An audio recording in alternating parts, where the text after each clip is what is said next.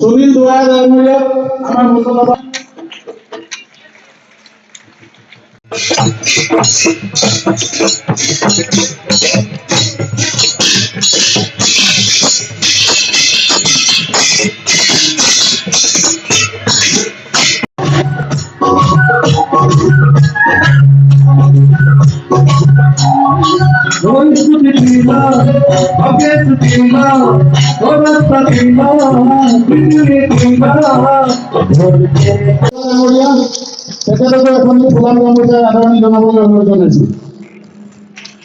আমাৰ মন্ডল সভাপতি সুনীল মোহনা ডাঙৰীয়া তেখেতকো এখন ফুলাম গামোচাৰে আদৰণি জনাবলৈ অনুৰোধ জনাইছো।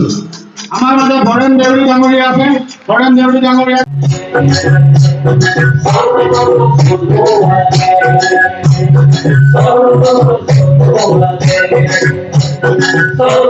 দেখিলে আপুনি চাহ শ্ৰমিক ৰাইজে কিমান মৰমেৰে আমাক আঁকোৱালি লৈছে। গতিকে এই প্ৰমাণ